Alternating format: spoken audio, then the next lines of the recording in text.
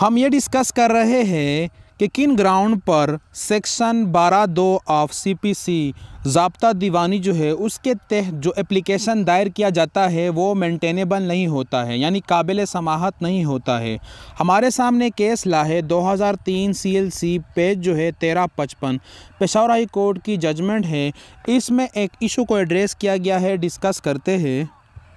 Civil procedure code 1908 section 12 to 114 and order 47 rule 1 review treating review petition as application under section 12(2) CPC compromise affected by the counsel of the petitioner who had sought review of judgment had prayed that in case review petition filed by him was not maintainable, then the same be treated as application under section 12(2) CPC for setting aside imputed judgment and order because same has been obtained through misrepresentation।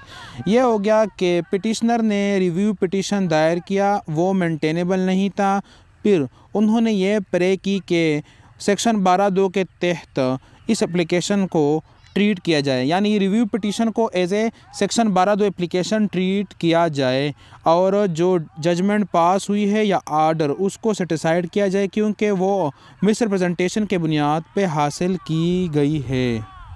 Validity prayer of petitioner could not be accepted because petition for review which lie under order 47 CPC was entirely different remedy, whereas application under section 12(2) CPC was a separate remedy।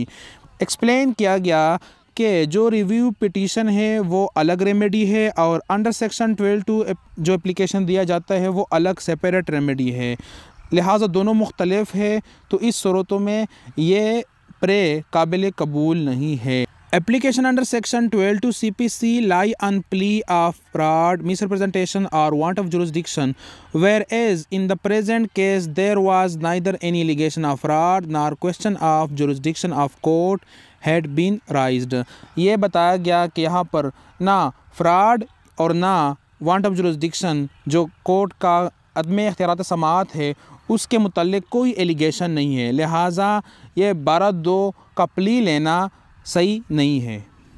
Only ground for treating petition for review as application under section 12(2) CPC was that there was misrepresentation, but said ground also was not available to petitioner।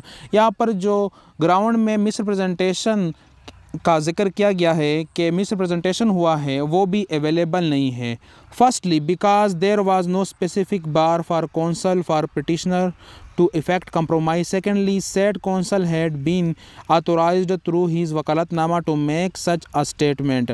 Distinction between fraud and misrepresentation was one of knowledge and intention, for whereas fraud proceeded on basis of fact or assertion or omission to assert such fact with knowledge as to its falsity, in the context of misrepresentation, assertion or its omission could lack both knowledge or intention। No misrepresentation was found to be existing in the prosecution। Both review petition and application under section 12(2) were dismissed in circumstances। ये हो गया कि जो fraud है और misrepresentation है उसकी definition भी हो गई, और यहाँ पर ना फ्रॉड हुआ है ना मिसरिप्रेजेंटेशन हुआ है, क्योंकि वकील जो है वो ऑथोराइज है थ्रू वकालतनामा और वो क्या कंप्रोमाइज़ कर सकता है।